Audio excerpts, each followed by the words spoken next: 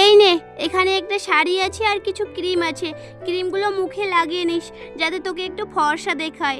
গায়ের রংটা এতটাই যে চাপা, এই নিয়ে তো 50খানা ছেলে দেখা হয়ে গেল, কেউ তোকে পছন্দ করে না। তোর দাদার আর আমার হয়েছে যত জ্বালা। তোর মা বাবা তো মরে গেছে আর আমাদের উপর বোঝা হয়ে আছিস। কি বলবো, আর পাচ্ছি না, কবে যে বিয়ে করে তুই একটু আমাদের উদ্ধার করবি। আমাকে তো ভগবান কালো বানিয়েছে বৌদি, এখানে আমার কি দোষ?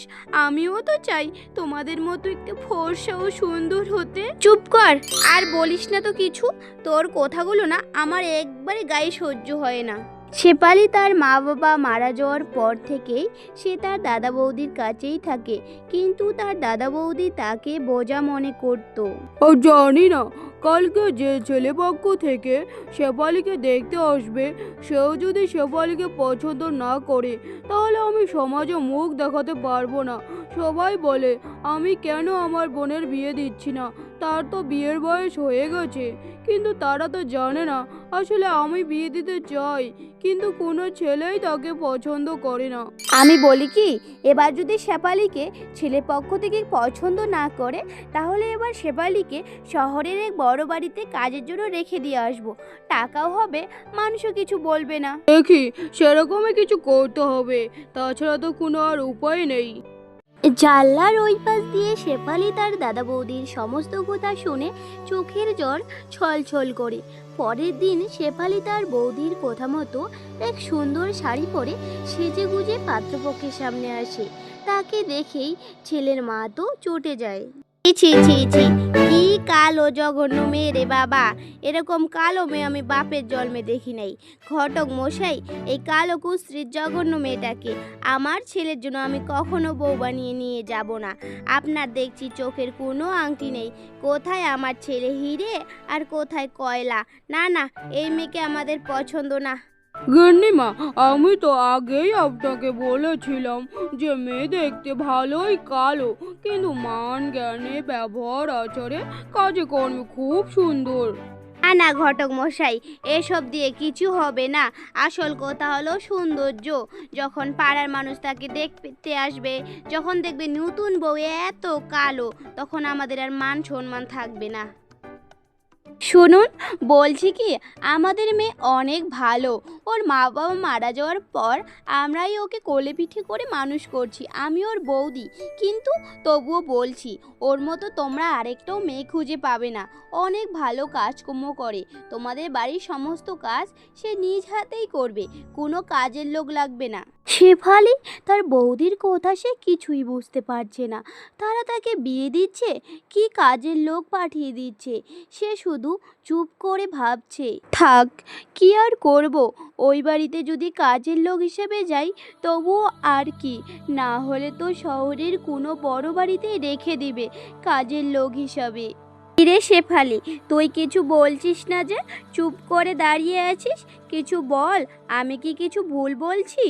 আমি আর কি বলবো বৌদি, তোমরা যা ভালো বোঝো তাই করো। না না, তোমরা যতই যা বলো, এরকম কালো মেয়েকে আমাদের বাড়ির বউ করে নিয়ে যাব না। কি বলো বড় বৌমা? কিন্তু মা, শুনুন, ওরা বলছে অনেক কাজকর্ম করতে জানে, তাহলে তো আমাদের ভালোই হবে। কোনো কাজ করতে হবে না আপনাকে আর আমাকে, আমরা শুধু বসে বসে ফরমাস করব আর ও বেচারি সারাদিন সব কাজ করবে। বড় বউয়ের কথায় রাজি হয়ে যায় সে। শেফালি বিয়ে করে শ্বশুর বাড়ি চলে যায়। সেখানে সে ভাবে তার বড় হয়তো তাদের মতোই মানুষ। শেফালি, তুমি আগে কখনো দেখোনি, জানো না আমাকে, ঠিক তেমনই আমিও তোমাকে আগে দেখিনি, জানি না, তাই দুজন দুজনকে জানতে সময় লাগবে। কিন্তু তবুও আমি তোমাকে বলতে পারি, তোমার যদি কোনো অসুবিধা হয় এই বাড়িতে তাহলে তুমি আমাকে নিজের বন্ধু মনে করে বলতে পারো, আমি তোমাকে সাহায্য করব, কিন্তু আবার নিজের মনে চেপে রাখবে না, না হলে তোমার কষ্ট হবে।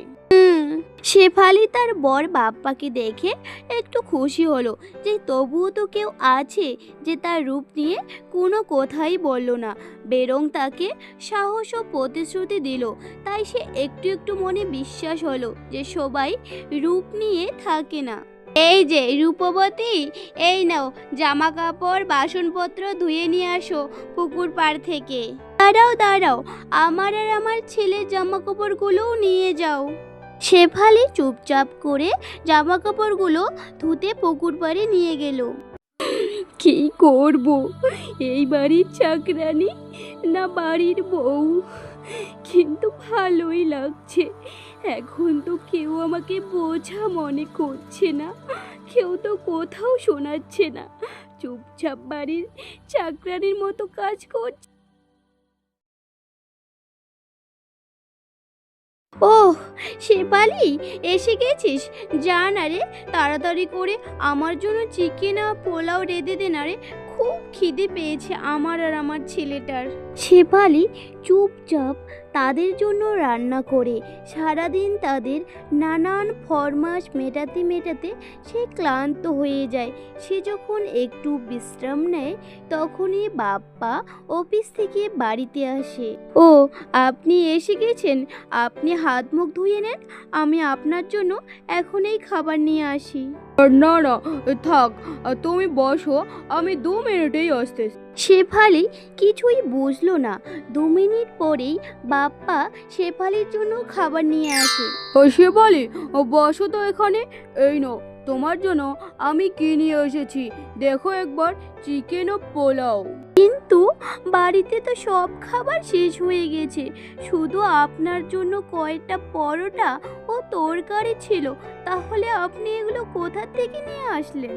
বাপ্পা একটু মুচকি এসে বলল, আসলে আমি সবই শুনেছিলাম ফোনে, তোমরা যখন চিকেন ও পোলাও নিয়ে কথা বলছো। বাপ্পা তখন আজকের কথা বলে।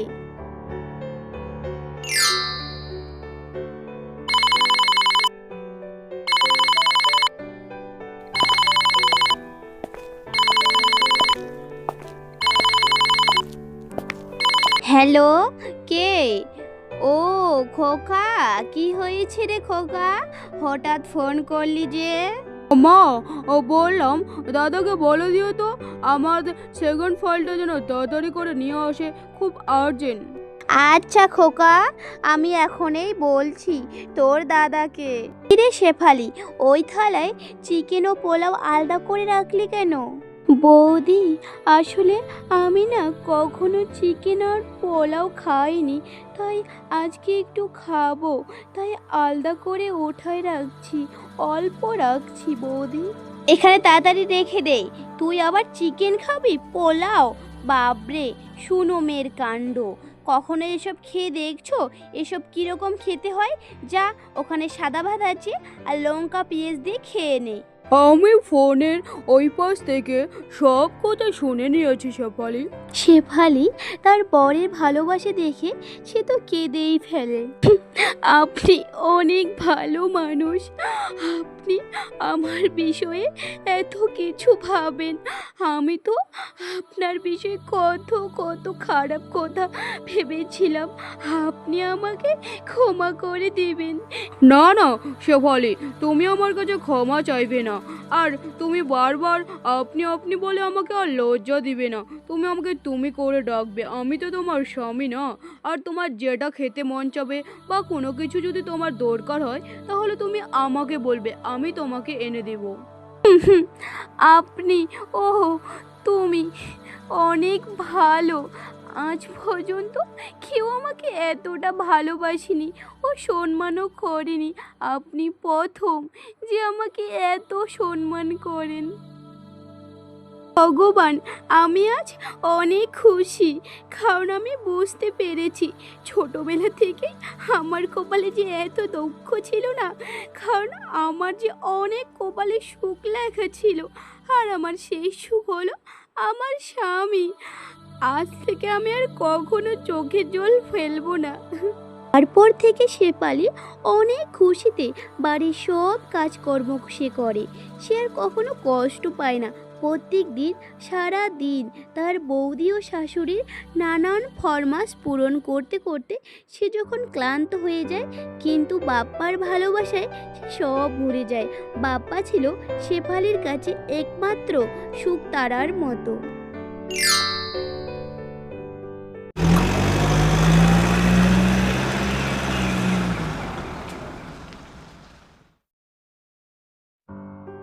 বাপ্পা একদিন তাড়াতাড়ি করে অফিস থেকে বাড়ি ফিরে এসে সে যেটা দেখে সেটা কল্পনাও করতে পারেনি। শেফালি বাড়ির সব কাজকর্ম চাকরের মতো করতেছে আর তার মা ও বৌদি মিলে মোবাইলে ব্যস্ত। বৌদি, তোমরা শেফালিকে দিয়ে বাড়ির সব কাজকর্ম চাকরের মতো করিয়ে নিচ্ছ আর তোমরা পায়ের উপর পা তুলে বসে আছো। আমি তোমাদের কাছে এসব কখনো আশা করিনি। ছি মা, বৌদি। না না, তুমি ভুল ভাবছো। মা দিদি কখনো আমার সাথে খারাপ ব্যবহার করে না। ওনারা আমাকে কাজ করতে বলেনি, আমি তো নিজের ইচ্ছেই এসব কাজ করছি। আমাকে বসে থাকতে ভালো লাগে না, আর সারাদিন বসে থেকেই বা কী করব। তাই আমি এসব কাজকর্ম করছি। তুমি অকারণে মাকে আর বৌদিকে বকো না। বৌদি, তোমরা শেফালির কাছ থেকে কিছু শিক্ষা নাও। শেফালি তোমাদের বিরুদ্ধে এখনো কোনো নালিশ জানাচ্ছে না, বরং তোমাদের বাঁচাচ্ছে। তবুও তোমরা কি করো ওর সাথে। কিন্তু শেফালি তোমাদের ক্ষমা করলেও আমি তোমাদের ক্ষমা করব না। এটা আমার বাড়ি, এই বাড়িতে আমার টাকায় চলে। তোমরা এই বাড়ি থেকে বেরিয়ে যাবে এখনই। আমার চোখের সামনে থেকে অনেক দূরে চলে যাও, না হলে আমার মাথা খারাপ হলে অনেক কিছু হয়ে যাবে। খোকা, আমরা কোথায় যাব বাবা? ঠাকুরপো, আমাদের ভুল হয়ে গেছে, আমাদের মাফ করে দাও। আমরা আর এরকম কখনো করব না। আমরা তো ভাবছি শেফালির মতো কালো কুৎসিত মেয়েকে তুমি কখনো ভালোবাসতে পারো না, তাই তো আমরা ওকে কাজের জন্য এই বাড়িতে নিয়ে এসেছি তোমার বউ করে। চুপ করো, চুপ করো। তোমরা কি মানুষ? তোমরা মানুষ নও। মানুষের নামে কোনো রাক্ষস। ছি, তোমাদের ভাবনা চিন্তা এত খারাপ। একটা মানুষ দেখতে কালো বলে আমি তাকে শুধু কাজের জন্য বিয়ে করব? ছি মা, বৌদি, তোমরা বেরিয়ে যাও। খোকা, আমরা কোথায় যাব বাবা? আমাদের এবারকার মতে ক্ষমা করে দাও। আমরা আর কখনো তোর বউয়ের সাথে এত খারাপ ব্যবহার করব না। খোকা, বহুমা, বলো একটু খোকাকে। ওগো, তুমি এসব কি বলছো? মা দিদি ওরা কোথায় যাবে? তুমি ওদের ক্ষমা করে দাও আমার জন্য। শেফালি, তুমি কি বলছো এসব? তুমি তাদেরকে ক্ষমা করে দিতে বলছো যারা তোমার সাথে এত খারাপ ব্যবহার করছে এতদিন ধরে? ঠিক আছে, তুমি যা ভালো বোঝো তাই করো। এরপর থেকে শেফালি ও তার শাশুড়ি বৌদি সবাই মিলেমিশে একসাথে কাজকর্ম করে। তারা এখন অনেক ভালো হয়ে যায়, কিন্তু সেই সুখ শেফালির কপালে বেশি দিন থাকে না।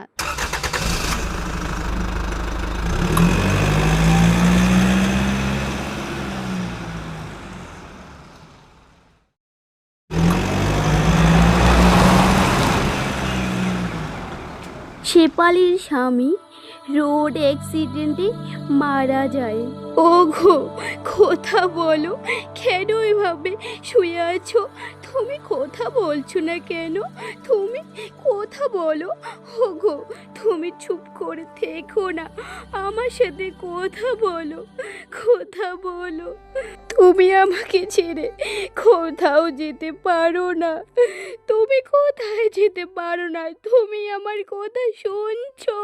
কথা বলো। তুমি চুপ করো বৌমা। খোকা আর কথা বলবে না।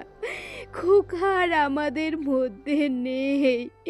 খোকা আর বলবে না কখনোই কথা।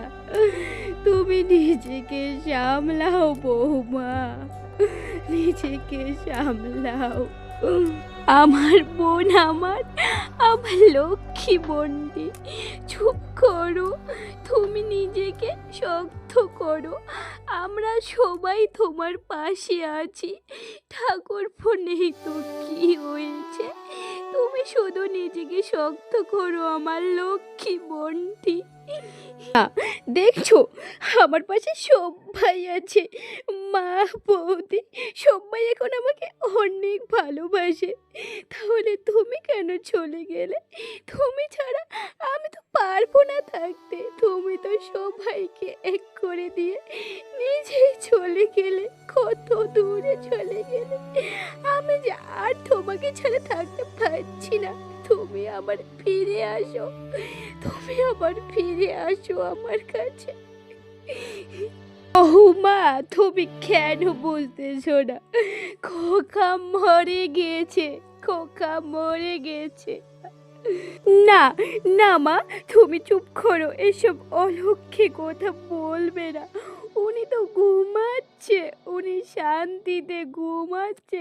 দেখো তো কত সুন্দর লাগছে ওনার মুখখানা, কি সুন্দর করে ঘুমাচ্ছে।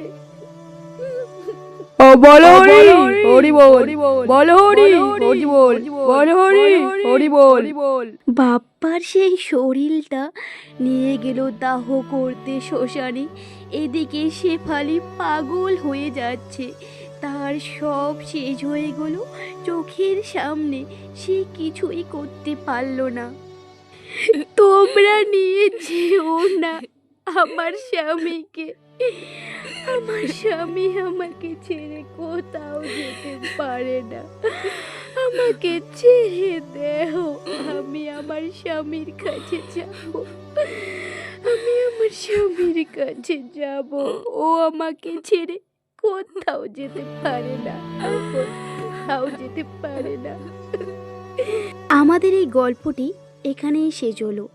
আর আমরা এই গল্প থেকে এটাই জানলাম, এটাই হলো বাস্তব সত্য। মানুষের জীবনে এক নতুন সুখ আসলে পুরনো সুখ হারিয়ে যায়। যেমন পৃথিবীতে কেউ জন্ম নেয়, আবার কেউ মরে যায়, এটাই জীবন।